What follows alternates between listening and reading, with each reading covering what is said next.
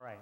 So please give a huge Ideas from the Heart welcome with a bam to Alison Seveon.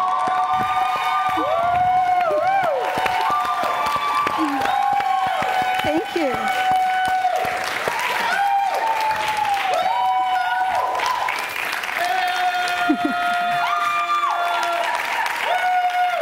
Thank you. Thank you. A little more, a little more.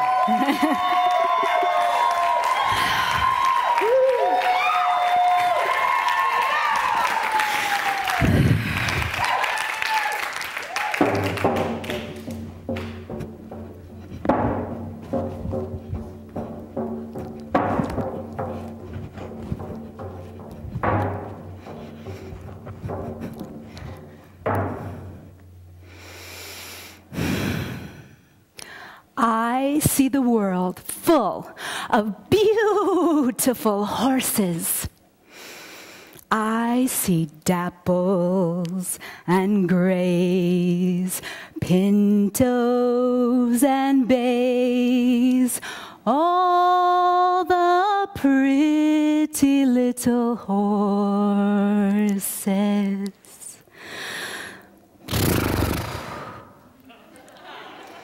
And then I see all those pretty little horses tamed and tethered and held captive in square stalls.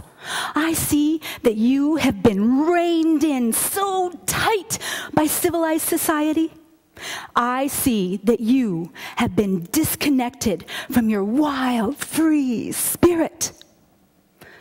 Like broken horses, you have forgotten your true capacity for aliveness. How many of you have ever felt disconnected from your wild, free spirit? Thank you. And how many of you have ever felt that you're just surviving, when really you want to feel like you're thriving? Thank you. My name is Alison Seveon. It's a privilege to have you here today, and I want to thank you for coming.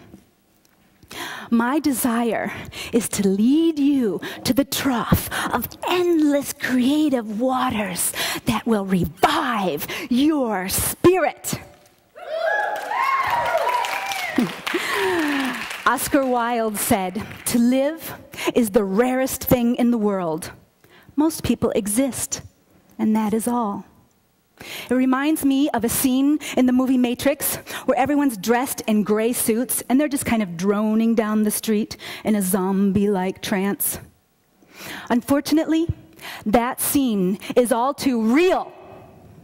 As a little girl, I could see all around me this flat, gray world. And to this day, it devastates me to see people stuck in a lifeless, disconnected existence of that same flat, gray world. I make up that our entire society suffers from an epidemic disconnect from our innate creative capacity. The tragic result of this, as I see it, is a flat, gray world systematically taming and tethering people into boxed stalls of humdrum. I am convinced that walking through life for years without accessing my creative vitality led me into a deep depression. Sometime in the midst of my dark night of the soul, I went to see the movie Mamma Mia. And as I was sitting in the theater, I began having a massive, cathartic release. From the moment the movie began until its end, I was in uncontrollable, heaving cries of despair. And I thought to myself, what is going on? Because while the storyline of the movie was really cute, it wasn't my story. It took me months before I figured out what had happened to me at the cinema. Okay, see it with me. There, on the big screen, is Meryl Streep and Pierce Brosnan. And they are singing their joys and their sorrows, dancing the twists and turns of life. Life! Oh, it hit me, and it hit me hard. Because you see, I was supposed to be doing that. I was supposed to be all about expressing myself creatively and inspiring you and all of you to do the same. Only I had forgotten. I had forgotten the juiciness of drinking from that creative trough. Since my Mamma Mia moment, I have been on a quest to re-access the creative source of my aliveness and inspire you to do that too. So, along my adventures, I discovered an invisible map. It's the creative matrix map. Watch my hand. On the top side is the realm of our intelligence. Here lives logic, rationale, and reasoning. This realm has a prominent place in our society. It's run by the governor, Mr. Ego. Mr. Ego's favorite pastime is to lasso and corral even the greatest of stallions. He will coop us up in the realm of our intelligence until we are living in a lifeless what? Flat, gray world. But there's a way out. How many of you would like to get hooked up to the Creative Matrix hotline? All right, here's what to do. You put your fingers in the form of an I love you from the heart, but this time, instead of bam, ring, ring, ring, ring. Everybody, quick, pick up the Matrix hotline. And here we go. We travel from the realm of our intelligence to the underside, where we find ourselves in the realm of our creative intelligence. I call this our intuigence. That is my made-up word. Intelligence, intuigence. In the land of our intuigence lives intuition, imagination, and make-believe. Make-believe. The governor here is none other than your precious inner child. Yeah, but everybody's forgotten about this realm. Even Einstein said so. He said, the intuitive mind is a sacred gift, and the rational mind a faithful servant. We have created a society that honors the servant and has forgotten the gift. Well, how many of you would like to remember the creative gift that Einstein is talking about? Thank you.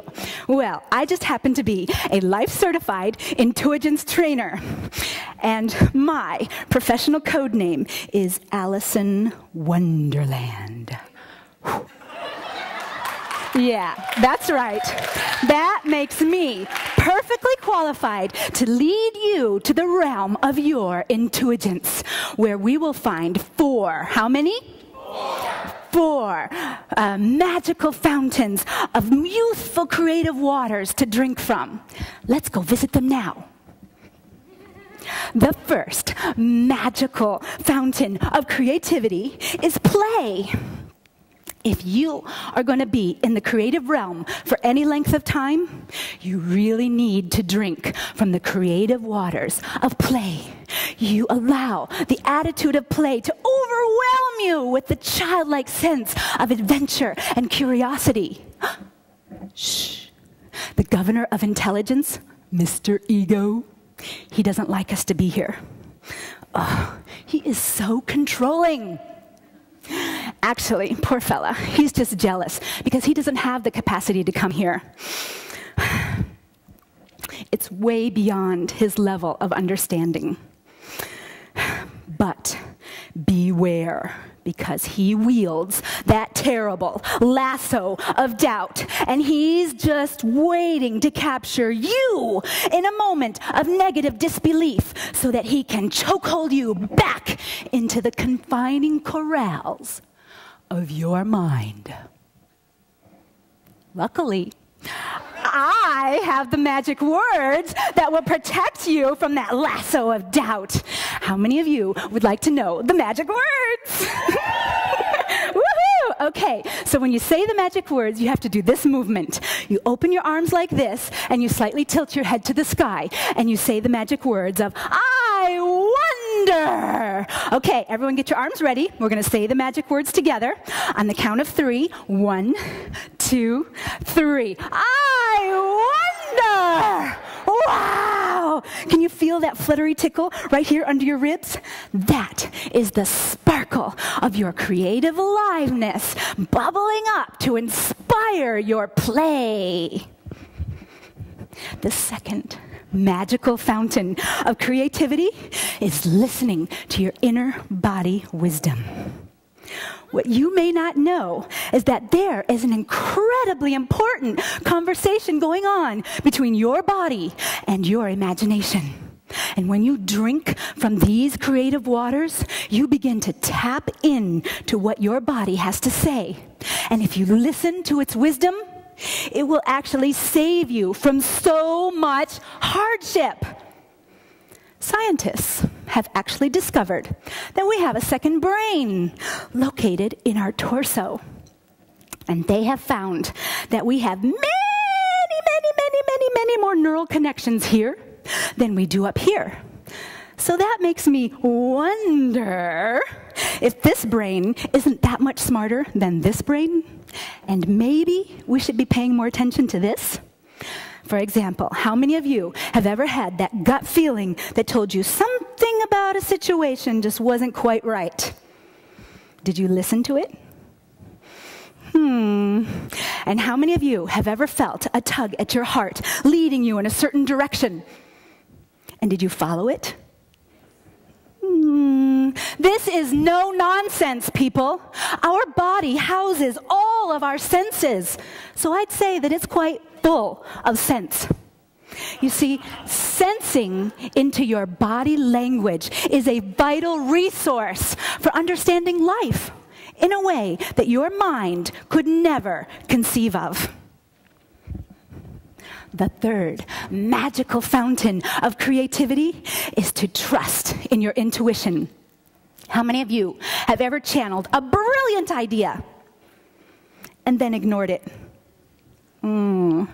I ignored a big message once, and I actually felt ill from not having listened. I was giving a client a massage when suddenly I got the intuitive hit that I needed to get him up off the table and guide him to move his body.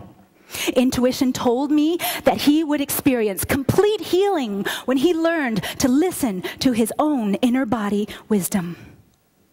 Regretfully, I was afraid that he would tell me to go jump in a lake if I interrupted his comfortable massage.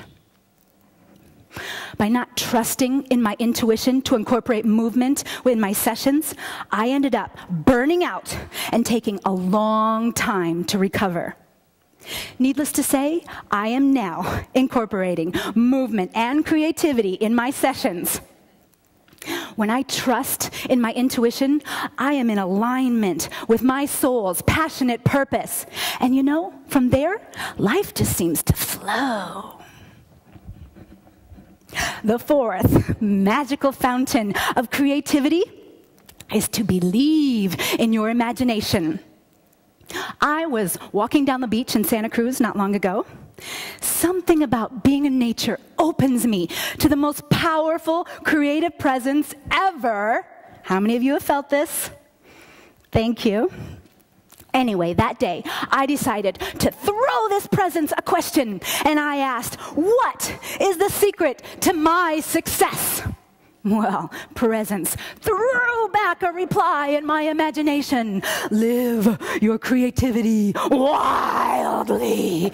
And suddenly, I got this image of a hot and spicy black stallion. His eyes were full of wild. And then the image showed me how I was reining him in so tight that blood was dripping from his mouth. The graphic image from my imagination was showing me how I had been painfully holding back my own wild, creative nature. Thank goodness I believe in the messages from my imagination, because I then went and did the most wild, creative thing ever. And you, my dearest audience, are witnessing it right now. I joined this group called Ideas from the Heart, and I have made the heroic journey to this stage here today to share my legacy message with all of you. I am fully living my creative expression and inspiring you to do the same. Because you see, creativity is not just for artists and dancers. We are all creators living in creation. Our number one God-like power is to be tapped in to our wild, creative spirit.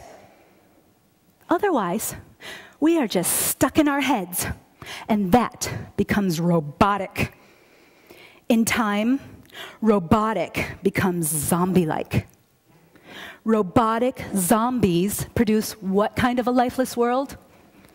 Life at gray world. You got it. The job of your intelligence was to manifest the fantastical and out of this world ideas from your intelligence. I am committed to empowering you to develop your intelligence, because once you are thriving in your intelligence, you will easily pop right out of flat gray world. Intelligence. It is that creative place inside, that wild thing that fuels our passion and purpose for aliveness. So come on, you pretty little horses. Kick up your heels and let's go play wildly.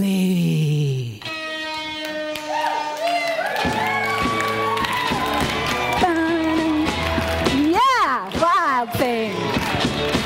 Woo! You make my heart sing. You make everything. Wild thing. I think wild thing. Like I love you.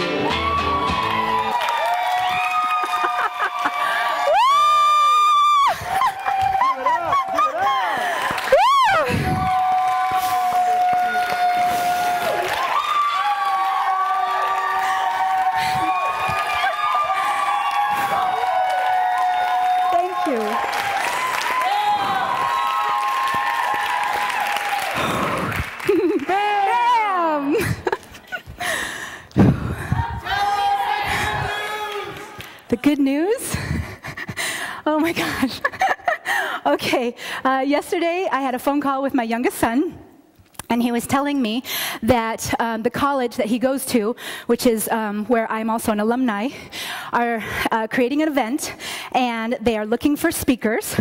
And my son mentioned to them that their mother is very creative in her speaking. And they said, oh yeah, well, we want something out of the box. And they will pay me to go to Michigan to speak at their event. I don't even know what it's about yet, but I said yes. Yay!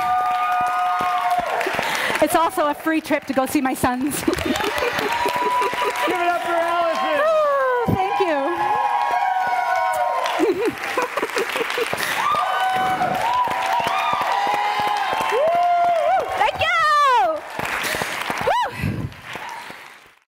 My name is Alison Seveon.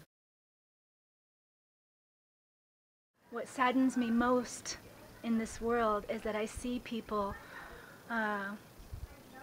just living flat and gray and not expressing all of their wonderful, creative, spirited aliveness.